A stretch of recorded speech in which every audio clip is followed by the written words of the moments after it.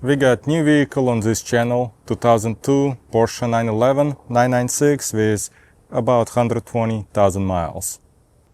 I purchased this vehicle at auction at Cars and Beats. I think I got a great deal. I'm gonna show you some issues the seller disclosed, couple more small issues I found when I received the vehicle. I don't think any of them are really big deals, but I'll show you what I have to fix, and all the repairs gonna be shown on this channel. I decided to go with 996.2 mainly because of the headlights. As you can see, they're a little bit different than traditional 996 and Porsche Boxster. This one comes with HID. I know that the older headlights also had HID, but only some of them. Some had standard halogen. And at least with standard halogen, there were issues with some wiring melting inside the headlight housing. Those ones look fine. There's a little tag sticking out. I'll have to address that later on. The vehicle looks almost perfect from outside. I don't see any damages, any scratches, especially the wheels. Wheels look nearly perfect. Small rash right here, but barely noticeable.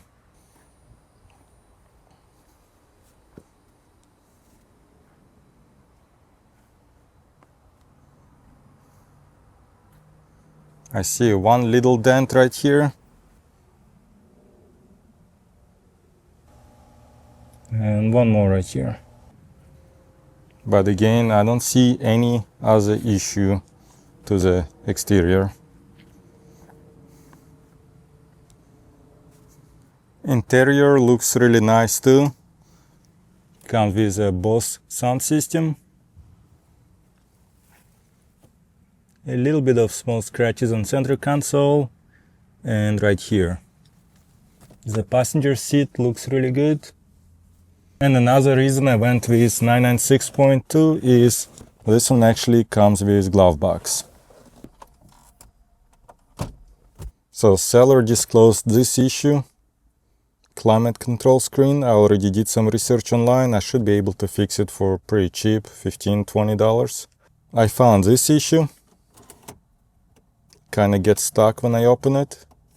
Hopefully I'll be able to fix it. If not, it'll be very expensive to get a replacement. At least I can close it and it looks okay.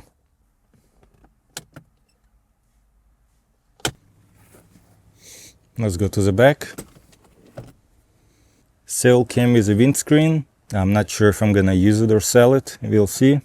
And also, surprisingly, it came with a car cover, and it looks like it's an original Porsche car cover, which I could probably sell for $300 to $400 if I'm not going to be using it. Small scratch here. I don't think it's a big deal. I'll probably not gonna fix it, just keep it like that. On this side, I found that this little lever is missing. You see that one there, but not here. I found replacement online for about $14. Hopefully all I need is just that lever on top, but again, very cheap fix. Another expensive issue that seller disclosed is soft top is not working, and from what appears, I think he took it to a shop and was told that either one or two of the cylinders leaking. I researched online, and if you get new or remanufactured cylinders, it costs $3,000 to $4,000. You can send your cylinders to repair places for about $300 per cylinder, maybe a little bit less, $200 to $800 per cylinder for repairs.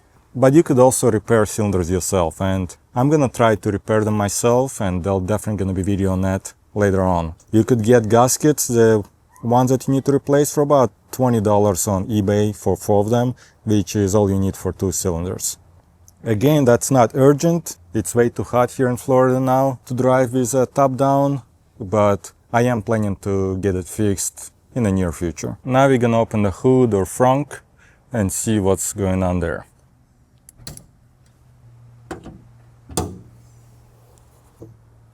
Those shocks are not holding the hood.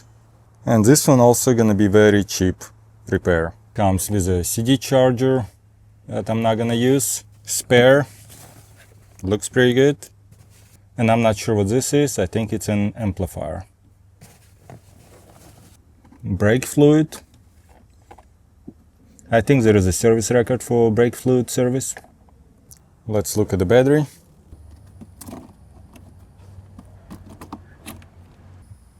And looks like battery was replaced in 2024. So should last for another year or two, hopefully more. And it comes with piece of wood.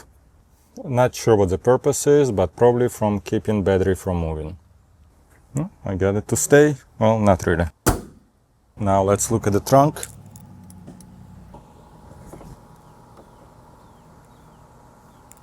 Bit of cobwebs. I can see that coolant level is pretty good.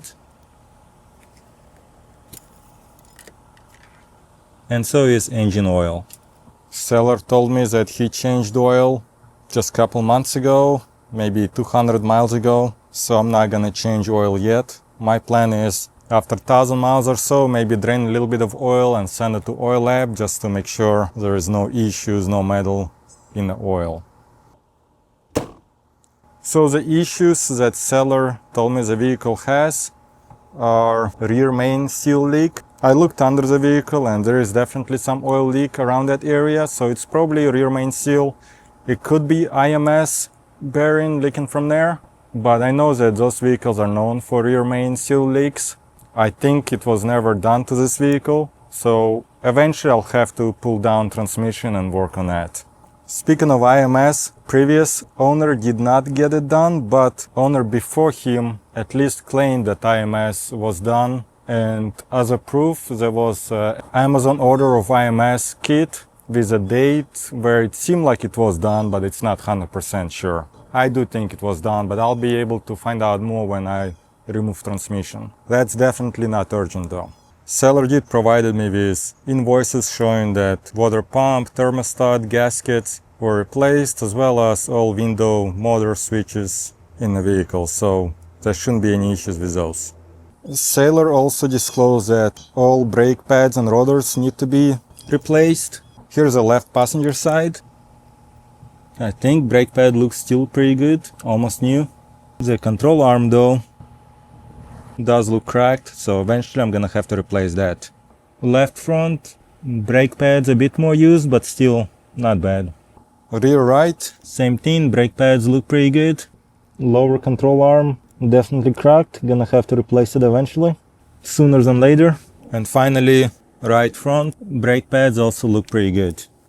Also, seller disclosed that engine mounts need to be replaced. I test drove the vehicle. It didn't bother me much, it's a little bit loud, so probably if I replace engine mounts, it's gonna be quieter. That's not urgent at all, but eventually I will replace engine mounts. So now we're gonna start the vehicle, put it on ramps and look under it, see if there are any other issues.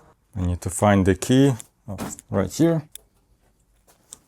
Another issue that seller did not disclose, but I don't think he knew, is issue with the key fob. Obviously vehicle starts with no issues, but lock, unlock and front hood release button did not work. Initially I thought it would be battery, replace it, but still same issue. Old battery looked kind of corroded and rubber gasket is missing from the key fob, so it could be that the whole board is messed up. Some say it could be issue with the little switches, they're not soldered correctly, eventually might have to resolder them. But since two of them are not working, I tend to think that the actual whole board is messed up. I'm not sure yet how I'm gonna fix it, what I'm gonna do. If you watched my old videos, I used to have 1998 Porsche Boxster. It actually had board missing, and I ended up putting aftermarket central lock system, and I just had like separate key fob for lock, unlock features. I'm gonna initially inspect under the front of the vehicle. By the way, huge difference between my 1998 Boxster and this 911, and the main difference is the speed. The Boxster was very slow compared to this one. This one gets 260 in about 4.5 seconds. I think older 996.1 gets 260 in about 5.5, so there's a little 1 second difference between those two. But Boxster was probably 8 seconds, if not more. And just forgot another issue, very small one too, but the handbrake have to be adjusted. When I put the vehicle on the ramp, it's kind of sliding down, so I need to readjust the handbrake.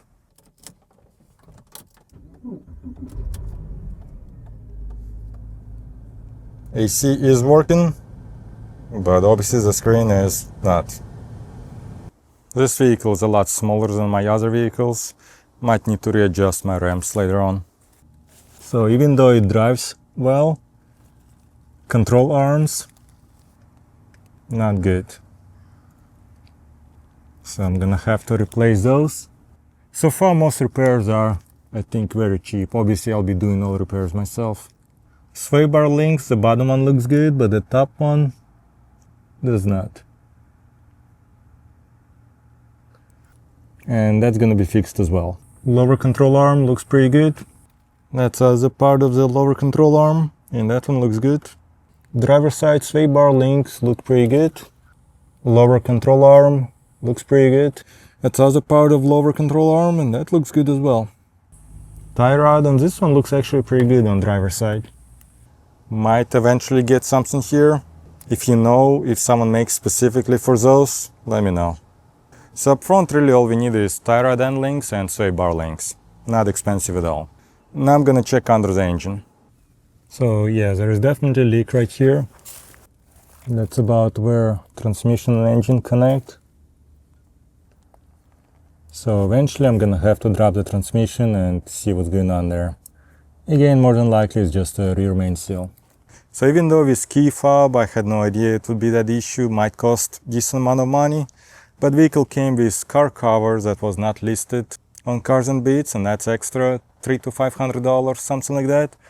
And windscreen, I might test it, see if I like it or not, but if I sell that one, that's another probably $300 to $500. So close to $1,000 just out of those two things, and I could use that money towards replacing key fob or some other projects. Speaking of projects or modifications, I'll show you the ones I'm planning to do to this vehicle.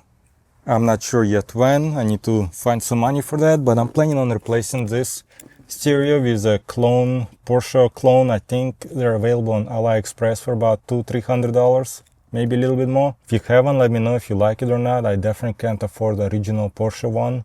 And plus the clone ones have CarPlay wireless, and I believe Porsche ones have only wired CarPlay. So I'm planning on replacing that, putting climate control at the bottom, and with clone Porsche stereo, or if I'll find some other aftermarket radio, I'm also planning on adding backup camera. And backup camera gonna be right here. I think I could get like a light adapter, tag light adapter, and have camera kind of closer to the center. I'm also planning on adding a dash camera, probably 3-channel, 2 or 3-channel. I won't be able to put one in the rear window, so I'm thinking of doing it right here as well. So maybe I'll have backup camera here and dash camera, recording, third camera right here. So two of them gonna be right here. I'm also planning to do ceramic tint all windows. I'm not gonna have video on that because I'd rather pay someone to do the tint than do it myself. So as far as mods go, new stereo, dash camera, that's about it. I might eventually change speakers, but I was surprised how good the sound system is right now. I believe this one is both 11 speakers, and if I will decide to change all the speakers, obviously there's gonna be video on that as well. On top of modifications, all repair videos gonna be done here on this channel. Out of all repairs videos, probably the very first one gonna be replacing those hood struts, shocks. Up front should be very quick and easy and very cheap. So that's gonna be one of the first videos coming out after this one. Probably next one gonna be replacing that climate control screen. It bothers me when it looks like that, and that also should be pretty cheap fix. Then later on I'm gonna adjust the handbrake, and after all of those I'll probably work on replacing or fixing the cylinders for soft top and try to get it to work. Later on, it'll take a while, but eventually I am planning on removing transmission and replacing rear main seal. I ran my professional computer scanner and they did not find any issues on the vehicle. So far I really like this engine. I know that Porsches are not known to be very reliable when it comes to engine, bore score and all that other stuff.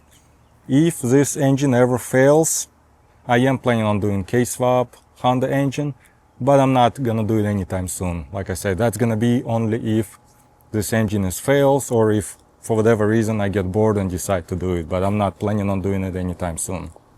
And that's pretty much all I wanted to cover in this first introduction video of this vehicle to my channel. I almost forgot to tell you how much I paid for it. So I won it for $13,000. I think that's the cheapest 996.2 I've seen on Cars and Beats and Bring a Trailer. I think that's a very good deal. Vehicle came from North Carolina. I had to pay about $720 to get it shipped to Florida. Cars and Beats charges 5%, so I had to pay $650. And then I had to pay registration here in Florida DMV. So overall, I'm not counting registration, but vehicle, Cars and Beats fees, and shipping was about $14,500. I think that's a great deal for a vehicle that runs with pretty much no issues at all, especially in 996.2. So if you have any questions, suggestions for modifications I'm planning to do, if you think it's a good deal or you don't think it's a good deal, please leave a comment, let me know what you think. Thanks for watching, see you next time.